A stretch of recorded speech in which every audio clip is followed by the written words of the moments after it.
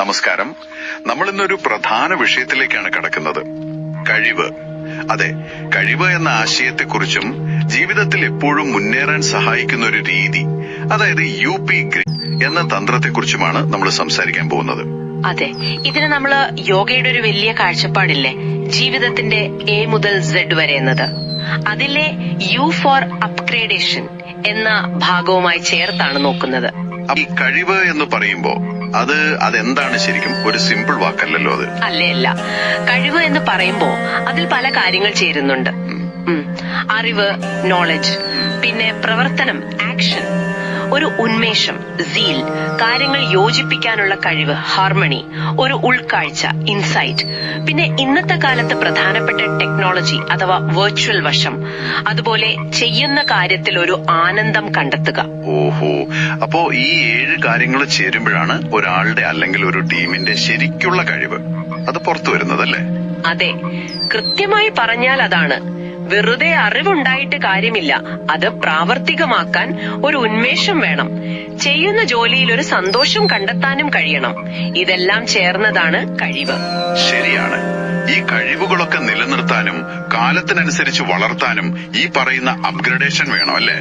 നമ്മൾ കേട്ടിട്ടുണ്ട് ജീവിതത്തിന് ഒരു 6 തൂണുകളുണ്ട് എന്ന്. അത് ശരിയാണ്. ഏതൊരു ജീവനായാലും, ഒരു മരമായാലും, മനുഷ്യനായാലും അടിസ്ഥാനപരമായി 6 കാര്യങ്ങൾ വേണം. ഒന്ന് സ്വാതന്ത്ര്യം, പിന്നെ സന്തോഷം, സമാധാനം, സുരക്ഷ, ഒരു സാമ്പത്തിക സ്ഥിരത, പിന്നെ സഹായം. ഇത് മരത്തിലും മനുഷ്യനും ഒരുപോലെയാണോ? അതെങ്ങനെയാണ്? നോക്കൂ, ഒരു മരം അതിന്റെ വേരുകൾക്ക് താഴോട്ടും കൊമ്പുകൾക്ക് മുകളിലോട്ടും വളരാൻ സ്വാതന്ത്ര്യം വേണമല്ലേ? അതുപോലെ മനുഷ്യനും അവന്റെ തീരുമാനങ്ങൾ എടുക്കാനും സ്വപ്നങ്ങൾ പിന്തുടരാനും സ്വാതന്ത്ര്യം വേണം. ശരിയാണ്. അതുപോലെ പൂക്കുന്നതും കായ്ക്കുന്നതും മരത്തിന്റെ സന്തോഷം. നമുക്കോ? നമ്മുടെ ലക്ഷ്യങ്ങൾ നേടുമ്പോൾ, ജോലിയിൽ വിജയിക്കുമ്പോൾ, അതാണ് സന്തോഷം. പ്രതികൂല സാഹചര്യങ്ങളെ അതിജീവിക്കുമ്പോൾ മരത്തിന് സമാധാനവും സുരക്ഷയും കിട്ടുന്നു. നമുക്ക് മാനസികമായ സമാധാനവും സാമൂഹികമായ സുരക്ഷയും ആവശ്യമുണ്ട്. സാമ്പത്തിക സ്ഥിരതയോ? മരത്തിനെങ്ങനെയാ അത്? വെള്ളം, വളം, സൂര്യപ്രകാശം, ഇതൊക്കെയാണ് മരത്തിന്റെ സമ്പത്ത്. നമുക്കോ?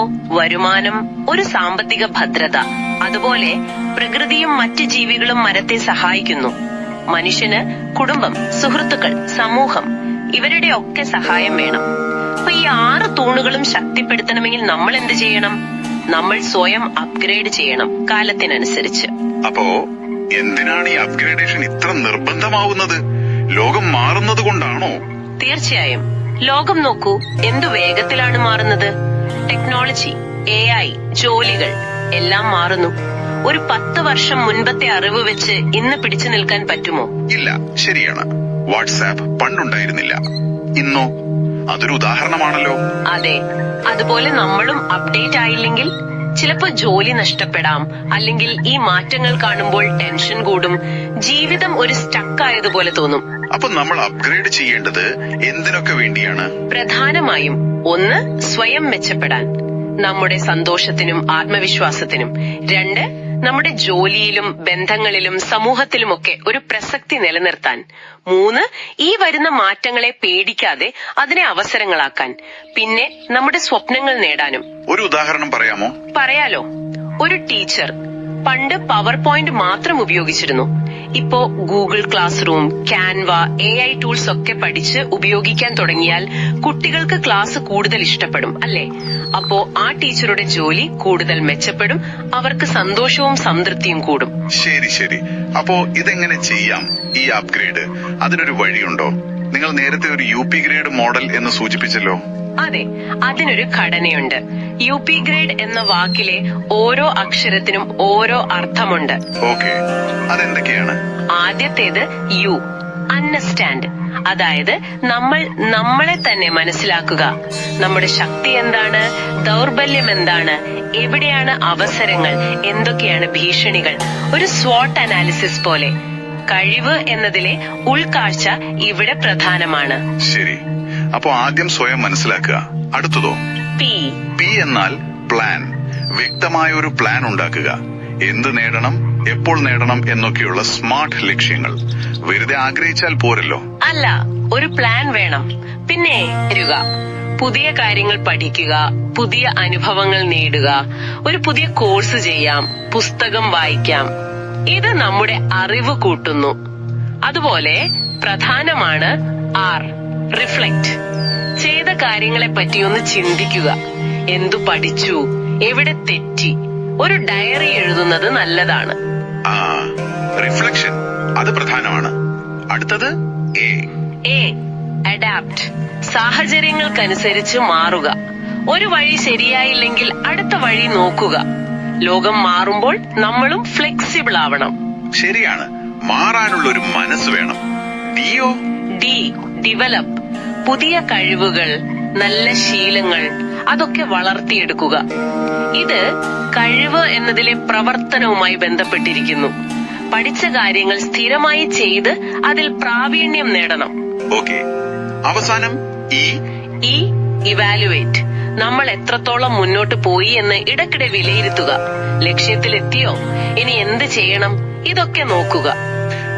ഇത് കേൾക്കുമ്പോൾ കൊള്ളാം, പക്ഷെ പ്രാവർത്തികമാക്കാൻ ഒരു ഉദാഹരണം പറയാമോ? തീർച്ചയായും. രമേശിന്റെ കാര്യം എടുക്കാം. ഒരു സാധാരണ ക്ലർക്കായിരുന്നു.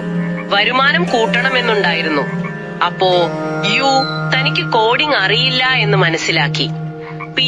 6 മാസത്തിനുള്ളിൽ പൈത്തൺ പഠിച്ച് ഫ്രീലാൻസ് ജോലി ചെയ്യണമെന്ന് പ്ലാൻ ഇട്ടു.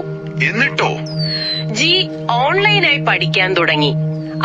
ഓരോ ആഴ്ചയും എന്തു പഠിച്ചു, എന്ത് ചെയ്തു എന്ന് വിലയിരുത്തി. സ്വന്തമായി ലാപ്ടോപ്പ് ഇല്ലായിരുന്നു, പക്ഷെ മൊബൈൽ ഉപയോഗിച്ച് പഠിച്ചു. അങ്ങനെ സാഹചര്യവുമായി പൊരുത്തപ്പെട്ടു. ചെറിയ കോഡിംഗ് പ്രോജക്റ്റുകൾ ചെയ്തു തുടങ്ങി. അവസാനം ഒരു ഫ്രീലാൻസ് സൈറ്റിൽ നിന്ന് ആദ്യത്തെ ജോലി കിട്ടി. അതെ, പിന്നീട് വരുമാനം കൂടിക്കൂടി വന്നു. കണ്ടോ, ഈ UP ഗ്രേഡ് സ്റ്റെപ്പുകളിലൂടെയാണ് രമേശ് അത് സാധിച്ചത്. വളരെ ഇൻസ്പയറിംഗ് ആയിട്ടുള്ള കഥ. അപ്പോ ഇത് കേൾക്കുന്നവർക്ക് ഇന്ന് തന്നെ എന്ത് ചെയ്യാൻ പറ്റും? 3 സിമ്പിൾ കാര്യങ്ങൾ. 1, നിങ്ങൾ മെച്ചപ്പെടുത്തണം എന്ന് കരുതുന്ന ഒരു കാര്യം തിരഞ്ഞെടുക്കുക. അത് ആരോഗ്യമാകാം, ഒരു പുതിയ സ്കില്ലാകാം, ഒരു ബന്ധം മെച്ചപ്പെടുത്തുന്നതാകാം. എന്നിട്ടോ? 2, ഈ UPG അപ്ഗ്രേഡ് ഘട്ടങ്ങൾ ഒരു പേപ്പറിൽ എഴുതി നോക്കൂ. നിങ്ങളുടെ ലക്ഷ്യത്തിനനുസരിച്ച് വളരെ ലളിതമായ ഒരു പ്ലാൻ ഉണ്ടാക്കുക. മൂന്നാമത്തേതെന്താണ്? അതാണ് ഏറ്റവും പ്രധാനമല്ലേ? അതെ, മൂന്നാമത്തേത് ഇന്ന് തന്നെ ആദ്യത്തെ ഏറ്റവും ചെറിയ ഒരു സ്റ്റെപ്പ് എടുക്കുക. ഒരു ഭാഷ പഠിക്കാനാണെങ്കിൽ ഒരു ലേണിംഗ് ആപ്പ് ഡൗൺലോഡ് ചെയ്യുന്നത് ഒരു തുടക്കമാണ്. വ്യായാമം തുടങ്ങാനാണെങ്കിൽ ഒരു 5 മിനിറ്റ് നടക്കുന്നത്. അങ്ങനെ ഒരു ചെറിയ തുടക്കം. കാരണം ഓർക്കുക, അപ്ഗ്രേഡ് ചെയ്യാത്തവർ പഴയ കാലത്ത് ജീവിക്കും, അപ്ഗ്രേഡ് ചെയ്യുന്നവർ ഭാവി രൂപപ്പെടുത്തും. ശരിയാണ്. ഒരു കാര്യം കൂടി, ഈ വ്യക്തിപരമായ അപ്ഗ്രഡേഷൻ നമ്മൾ നമുക്ക് വേണ്ടി മാത്രം ചെയ്യുന്ന ഒന്നായി കാണരുത്. നമ്മൾ ഈ നേടുന്ന കഴിവുകൾ, അറിവുകൾ അത് സമൂഹത്തിലെ പ്രശ്നങ്ങൾ പരിഹരിക്കാനും മറ്റുള്ളവരെ സഹായിക്കാനും എങ്ങനെ ഉപയോഗിക്കാമെന്നും കൂടി ചിന്തിക്കുന്നത് നല്ലതാണ്. വളരെ ശരിയാണ്.